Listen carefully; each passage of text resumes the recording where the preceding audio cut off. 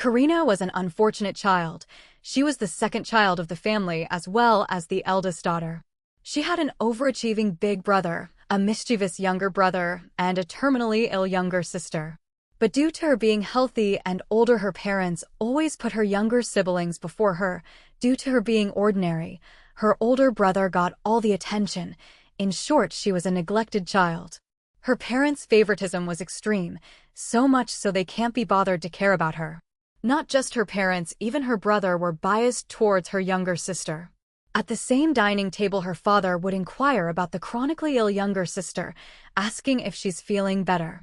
Her mother would remind the younger sister to take medicine on time, her tone filled with deep concern. Her big brother would prepare exquisite gifts for the obedient sister who takes her medicine and for the mischievous little brother. It was a picture-perfect, harmonious family, laughing and chatting. Everyone's face radiating happiness. The only flaw in this perfect picture was Karina. Though she was a part of the family, but she feels like an outsider, incompatible with them. Although they all sit at the same dining table, there seems to be an invisible wall between her and her family. This wall was caused by favoritism and neglect she suffered through her entire life, separating her from her family. Looking at her cheerful family, Karina silently put down her utensils, standing up with the excuse of feeling unwell, and left the place that made her feel uncomfortable. Even as she walked away, closing the door to the dining room, none of her family members bothered to look at her, let alone inquire about her condition. It's because they truly did not care. Despite being hurt, she silently comforted herself. It's okay, she was used to it anyway. But suddenly she felt dizzy, collapsing to the ground, hunched over, vomiting uncontrollably. Her condition had worsened again. Just a few days ago, she met a doctor regarding her gradually worsening health condition. The doctor told her that her organs were gradually failing. Karina had a rare artistic disease. With at most a year left to live, the doctor urged her to cherish her time and spend this final year with her family and loved ones. But Karina could only smile miserably.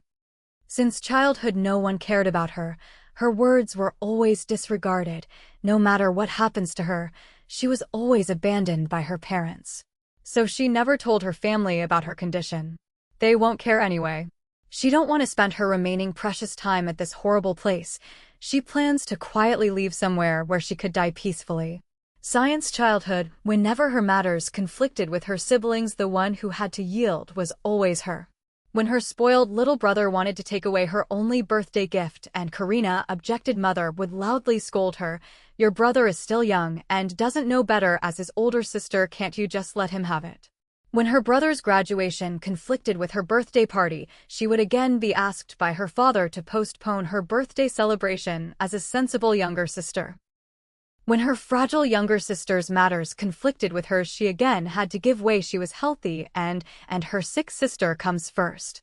Karina had tried rebel against this unfair treatment before. Once when she had a cold, suffering through a high fever, she asked her mother to stay with her, hoping to get some of her mother's care and affection. But when a servant informed that her sister was also unwell, she became the one her mother abandoned. Karina, you're the elder sister. Can't you stay in your room by yourself? Besides, you only have a fever. It's not serious, is it? Your sister is frail. As her elder sister, you should be more considerate, her mother said and walked away without looking back. Karina remembered all those years being alone, caring for herself with no one to rely on. Not even servants paid her any mind. After repeatedly being disregarded by her parents, Karina understood that parental tenderness never belonged to her. She began to gradually close off her heart. By the time she was 10, she found herself being numb to her family's treatment. When she learned that she had only 1 year left to live, she chose to hide it. She wished to live like the white dove outside her window, free to go wherever she pleased. In her final days, she didn't want to cater to her family, didn't want to hide her feelings. She wanted to spend her remaining time doing things she wanted to do. But there was one big problem: she didn't know where to go. If only there was someone who truly cared about Karina too. Whether they liked or disliked her wouldn't matter. Suddenly a memory flashed. She thought of someone, the one at the engagement ceremony, the one who with a touch of arrogance called her a puppet on strings at that engagement banquet. Her fiancé. He had noticed her reluctance and immediately teased her, saying, "You're like a marionette. If you don't want this engagement, just say so. I don't want it either." Yet these mocking words made Karina feel cared for in a way she never had before. Because it was the first time someone considered her feelings, even if there was some malice behind it. It drew her like a moth to flame, especially coming from a stranger she had just met. After all, even her own parents had never asked for her opinion, making decisions on her behalf and only informing her later. They didn't even bother to show up at the engagement they themselves set, because her sister felt unwell that day. Karina decided she will go to her fiancé. She first exchanged all her gold coins for smaller currency. Having too much money as a girl traveling alone can put her in danger. She then prepared some simple changes of clothes, some food and water for the journey. She also needed to bring the documents needed to dissolve the engagement to serve as a negotiation tool. Maybe he would let her stay there for some time. Finally, she visited the doctor for medication to manage her condition as long as she can. Thinking about her approaching departure, Karina couldn't help feeling dejected. Though she no longer craved her family's love, she couldn't help but have a glimmer of hope. But no one had come looking for her since she stopped eating with her family. Sometimes she wondered what reaction her family would have if she tells them about her illness. They would probably consider her a burden and quietly dispose of her. She shook her head, reminding herself that none of it mattered anymore. She gave herself 1 week to prepare to leave. She made a shopping list for the things she might need on the road. As she was going out, she encountered someone, Norton. He was the family doctor for everyone in this household except her, of course. He was also someone Karina had once had a crush on, but later she realized that her affections were one-sided all along. Their meeting today happened because today was her sister's weekly checkup day. As her sister had been frail since childhood, even the family doctor paid her special attention. Even if Karina falls ill, she could only seek medical care outside. Just as Karina was about to leave, quickly her sister suddenly jumped from the stairs into her arms. The huge impact made her twist her ankle. The doctor hurried to support Karina's falling body, but he wasn't concerned about Karina. He was worried that Karina's sister Abelia might get hurt. But Abelia didn't mind. She trusted her sister would catch her. Seeing her sister so nonchalant, Karina couldn't help but feel a little bit of hate for her sister. Dr. Norton noticed as she uttered some cold words under her breath, but she quickly composed herself. Norton thought the obedient and sensible Miss Karina wasn't as she appeared on the surface, but wondered if he saw wrong. Karina calmly asked Abelia to listen to her doctor. But Abelia looked unwilling. She wanted to go out and play with her sister, but Karina firmly refused. If she took out Abelia and anything happened to her, her parents would blame everything on Karina. Once Karina was painting in her room, focusing solely on her work. Her sister, who was playing nearby, picked a fruit knife from the table to play with, but Karina didn't notice. When their mother discovered this, she furiously scolded Karina, accusing her of being thoughtless and not caring for her sister. Since then, she never did anything which could implicate her. Her stern refusal disappointed Abelia. She really envied her sister, who could go out every day without their parents' interference. But for Karina, these words were incredibly ironic. She desperately longed for her parents' love and had sacrificed so much for her sister. She gave up all social activities, staying at home and looking after her sick sister all day and night. She suppressed all her feelings and gave up her hobbies. Having no friends, she became an outcast, the only ordinary person of this extraordinary family. She became the good sister to her little brother and little sister, the obedient and sensible daughter in her parents' eyes, but was never acknowledged. At a family banquet, Karina overheard the Duke's guests secretly discussing the excellent offspring of the Duke's family. Eldest son Enfridge having outstanding abilities and bright future. Youngest son Pelton with his lively and cheerful personality, always surrounded by many friends. And the youngest Lady Abelia, beautiful beyond comparison. Not only possessing magnificent golden curls, but also jewel-like eyes. Then there was Karina, an unremarkable lady who always followed Abelia. So when Abelia expressed envy for her sister, Karina just wanted to leave as soon as possible. When her sister asked her to buy some skewered meat from outside, Karina agreed to placate her. After leaving the Duke's mansion, Karina kept berating herself. How could she envy her own sister who suffers so much every day? She really wasn't a good sister. She visited the doctor who had diagnosed her and told him about her plan to find her fiancé in the north. Going to north in her condition was so absurd the doctor thought she was joking. If you want to die, I don't mind prescribing some quick death medication. and he waved her away, saying he wouldn't help someone seeking death. Karina knew the doctor misunderstood her intention. She hurriedly explained to the doctor she just wanted to go on a journey in the last days of her life. She came to ask the doctor for medication to manage her condition for a while and promised the doctor that during her travels she would be careful and frequently take rest. The doctor fell silent. He couldn't understand why Karina insisted on going to the distant north, knowing that temperatures there were dozens of degrees below zero. Her body certainly couldn't withstand it. But seeing Karina's pleading eyes, he agreed to her request. Karina was overjoyed. She emptied an entire bag full of money onto the doctor's table. This was the only thing she could offer to this doctor, has showed her kindness. Looking at relaxed smile of Karina, doctor fell into thought. So young yet able to give up life so easily. The disease she had was called the artistic disease. Those afflicted with it possessed a miraculous ability. In other families, such children would certainly be well nurtured, becoming admired by all. But why didn't Karina know about her own ability? Leading to the overuse to such extent, worsening her condition to such a point that she only had a year left to live.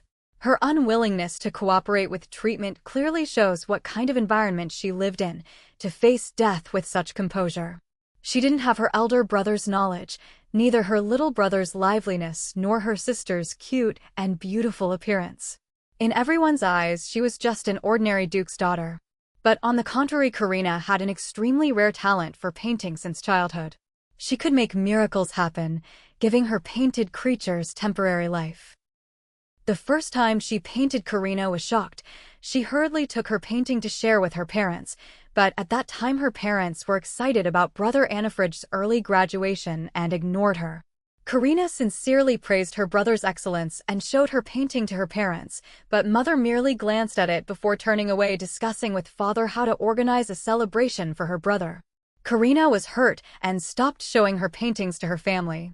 Painting became her spiritual sustenance. Whenever she felt unhappy, she would paint. The creatures in her paintings would be given temporary life, and these creatures connected with her soul, briefly healing her wounded heart. But Karina didn't know then that using this life-giving ability so frequently would shorten her lifespan. By the time she discovered this, it was too late. She had only 1 year left to live. The doctor advised her to stop using this power, which would allow her to live a few more years. If she wanted to survive, she needed to stop painting, but Karina refused. She couldn't possibly give up painting. It was her only respite in this world. On her way back, Karina smelled grilled skewers. She remembered promising her sister to bring some, so she went to the small skewer stall, carefully selecting 2 skewers for her sister, and brought it home. But she never imagined that because of these 2 skewers, she would once again be scolded by her parents. In the middle of the night, the sleeping Karina was awakened by her father. Just as she woke up and opened the door, he immediately unleashed a torrent of reprimands. "Karina, did you buy the meat skewers for Abelia?" he screamed. It was not a question he already knew. "Don't you know that Alia cannot eat food from outside?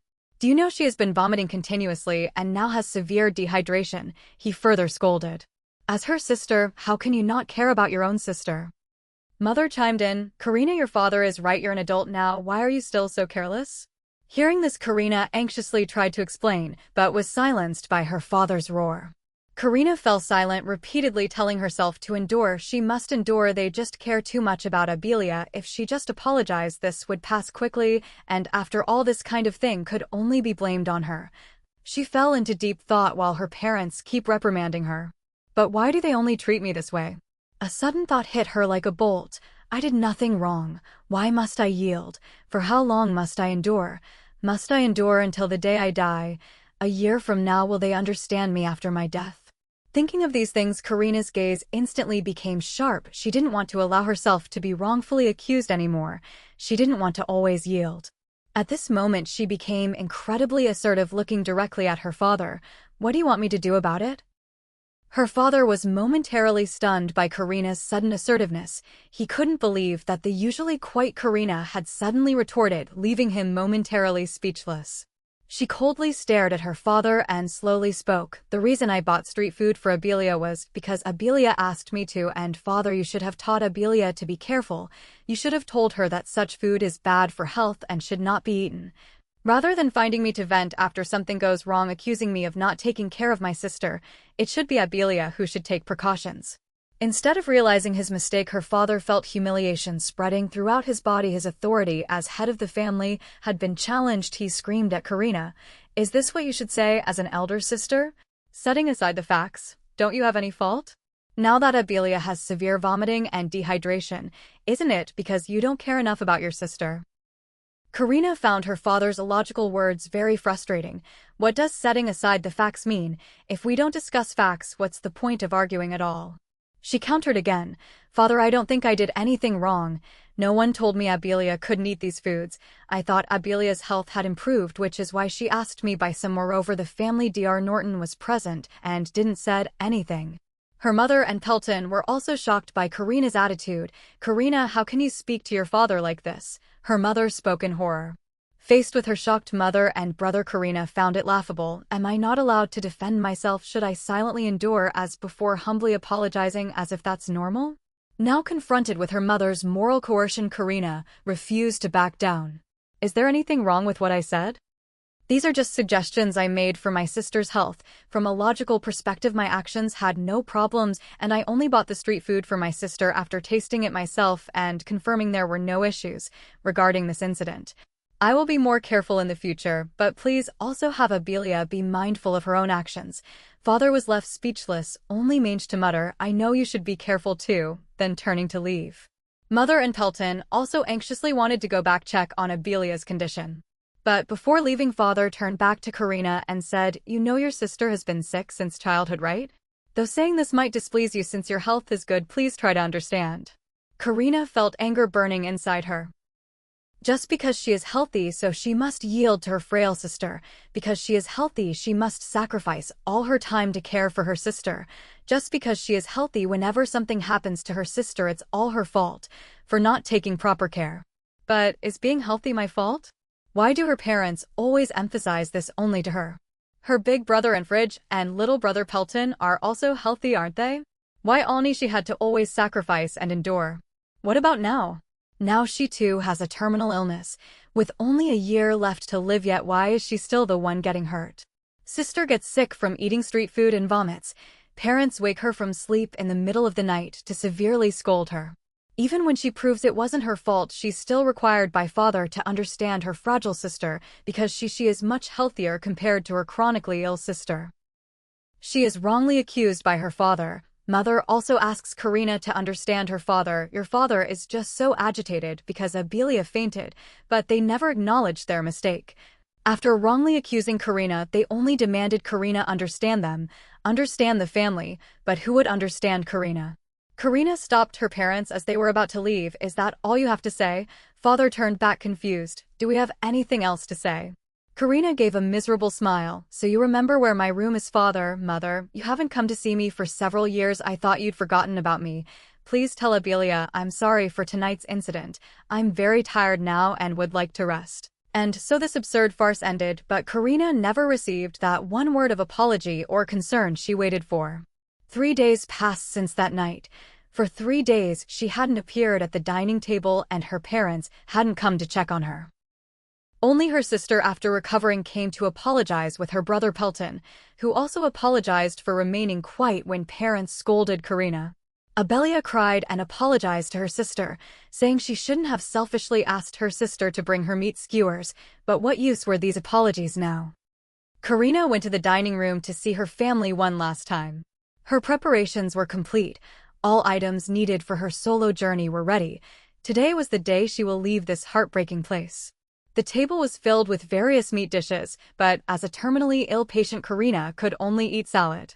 Either way, no one cared what she liked. Karina, your birthday is in 2 days, right? Your brother and Fridge will be on leave, so we are planning to go for a picnic together. Can your birthday celebration be postponed? Though phrased as a question, Father's tone was more like an announcement because he believed deep down that his sensible daughter would certainly agree. And as expected, Karina agreed without any thought. If her father hadn't mentioned postponing her birthday, Karina would have almost forgotten how long it had been since she celebrated her birthday. Although Karina agreed to postpone her birthday, she declined to join the family picnic, citing she had business to attend to. As she was leaving today, naturally, she had no time to go for a picnic with them. But her father thought Karina was upset about postponing her birthday party and was refusing to participate in the family activity. Out of spite, so he scolded Karina for not understanding family and only caring about her own interests. Karina was numb to this treatment for a long time now. Quickly acknowledging her mistake, she spoke, "Yes, I'm sorry, that's the kind of person I am. I apologize to everyone here. I hope you all enjoy yourselves outside. I finished eating and will go back now," and left the dining room without looking back. Back in her room, she couldn't help but feel heartbroken. This might be her last birthday, but they had never valued it. They acted as if they knew she would agree without even offering an apology. Why must even her final memories be so terrible? Though she always convinced herself that she was numb to this mistreatment, but subconsciously still had a glimmer of hope, a hope that one day her family would look at her, love her, and cherish her like her other siblings. Karina left only a letter behind and departed from this cold home, left her biased parents, her selfish siblings, left her family that didn't care about her, and began the first and last solo journey of her life. She first paid for a carriage to leave the city, then got off midway to walk a distance, finally following carriages and merchant groups, spending a total of 2 months traveling to the north. She arrived at the territory of her fiancé, the head of Zentor, Duke Miron Pastilio. During her travel, she experienced the vitality of spring, the shimmering reflections of natural beauty on waters, the rich harvests of autumn. Everything was so beautiful, bringing her different surprises each day. She was so happy that she decided to come. But on the contrary, her fiancé, Duke Miron Pastelio, wasn't so pleased when he received news of Karina's arrival. He was reviewing some documents and immediately rose from his seat after hearing the butler. He walked out of his study, very angry, loudly expressing his displeasure as he walked. "She's truly impolite. Even if we have an engagement, she can't just show up unannounced," the butler, following behind him, gently reminded Duke. "Please mind your words." But the Duke showed no sign of stopping. "Not only must I store winter provisions early, I also must prepare for magical beasts excursion. Where do I find time to care for a delicate noble girl?" The Duke grew more agitated. His butler kept coughing as if about to cough up his lungs out. The exasperated Duke finally stopped, turning to look at the constantly coughing butler. "Is something stuck in your throat? Tell me, is it too late for me to break off the engagement?" "Of course not." Karina's voice came from behind him. Only then did Duke Miron realize had she heard everything he just said. The butler looked helpless, not knowing how to salvage this situation. But Karina showed no signs of anger at all. She even proactively produced the pre-prepared document to dissolve the engagement, only hoping that he would allow her to stay for a while. She even didn't want any luxurious room or anything, just a small corner room would do. Duke Miron listened to Karina's words, quite puzzled, but when he saw Karina's tattered and dirty clothes, he wondered, "Is your family facing some difficulties lately?" This question left Karina bewildered, but when she noticed the Duke's gaze on her dirty clothes, she hurriedly explained that she deliberately dressed this way for fear of encountering dangers on the road. Hearing this, Duke irritably covered his forehead. "Couldn't you have contacted me in advance? How could you risk traveling such a long distance alone?" Karina fell silent, hearing these words of apparent rebuke yet full of concern. This was the first time someone worried about her safety. However, she quickly composed herself. "This might be the first and last journey of my life," she said.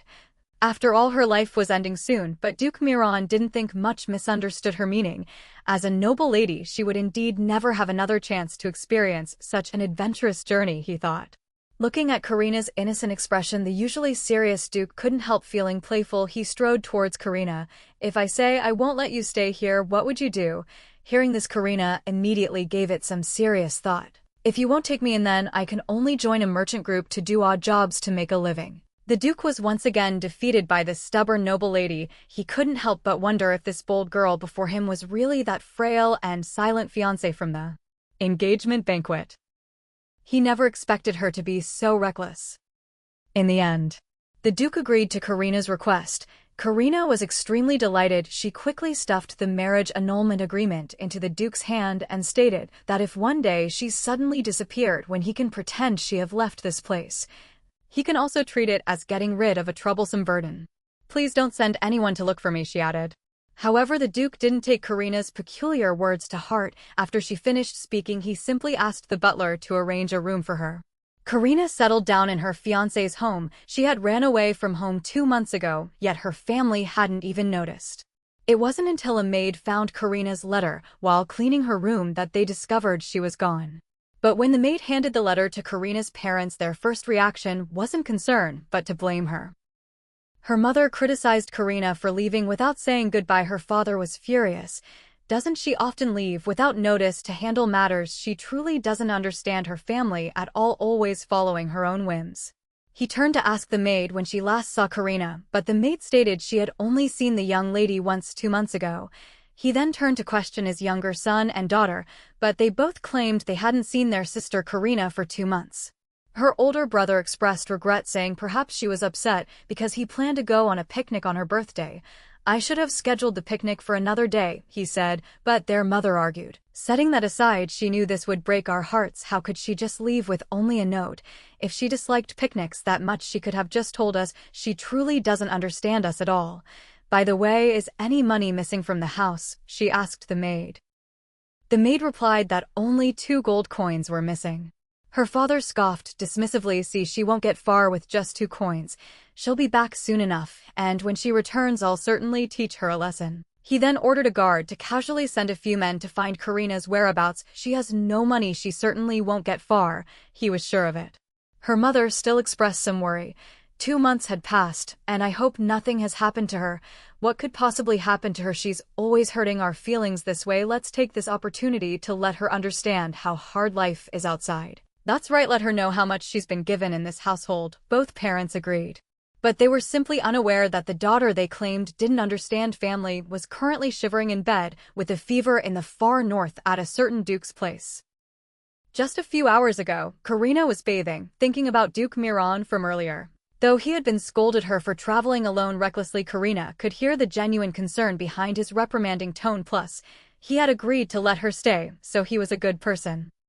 Looking at her medicine bottle, she noticed that she only had 3 pills left. She remembered the doctor's warning before leaving: when you're down to 3 pills, stop taking them. 3 days after stopping, you'll develop a fever like a dam breached by floodwaters. Your body will collapse instantly, but don't panic. This is your body's final resistance. If you truly can't bear it, take 1 pill every 2 days. Judging by the timing, Karina should develop a fever tonight, and sure enough, coughing soon began. Though her entire body felt scalding hot, Karina felt freezing cold. Despite wrapping herself in layer after layer of blankets, she still shivered uncontrollably. Feeling unbearable cold, she decided to get up while she could still move and get herself a hot towel and water. Having been neglected since childhood, she had long learned to take care of herself, but this mansion was simply too large. The gloomy corridors frightened her as she was afraid of the dark. As she stood there helplessly, a dark shadow suddenly appeared beside her, terrifying Karina. She swung her oil lamp toward the shadow, but as a familiar voice reached her ears, Karina quickly calmed down. It was her fiancé, Duke Miron. Karina breathed a sigh of relief, but then, like a child who had done something wrong, she timidly asked, "Why are you here?" The Duke scratched his head, unsure how to answer. Should he say it was because he was worried about her and came specifically to check on her, but wouldn't that show he cared too much? So he made an excuse that the room's temperature regulator was broken and he had come out to check, but the Duke couldn't understand why Karina would be out alone in the middle of the night. Moreover, her breathing was rapid, her cheeks flushed, and her voice was noticeably trembling. Considering these signs, the Duke had an ominous feeling. He grabbed Karina's hand. "Are you running a fever?" he asked. Instinctively, Karina chose to hide the truth. She didn't want to trouble others, but her symptoms were too obvious. Perhaps she could have fooled her family by saying she was fine, but to someone who cared even a little, it was obvious at a glance. Duke felt the high temperature from Karina's palm and felt a pang of sorrow. He couldn't help but express concern. "You should tell me immediately when you're feeling unwell. Why endure it alone? Only foolish bears would do that." Karina was startled. He had compared her to a foolish bear, but before she could retort, the Duke's tone became severe. "Do you know what's most troublesome on the battlefield? Deaths caused by concealing illnesses. If you don't want things to get worse, you should speak up earlier. Do you understand your mistake?" Now, having long suffered unfair treatment, Karina instinctively apologized when she heard these words. "I'm sorry, but she felt it was unfair. Why should she be questioned like this in the middle of the night?" She looked up, about to speak, when the Duke interrupted her. "How many fingers do you see?" he asked, raising her hand in front of her face. In Karina's vision, 6 blurry images wobbled. Karina thought humans can't have 6 fingers, and usually you only see double, so she declared loudly, 3 fingers, the Duke looked at his 2 fingers certain that Karina was truly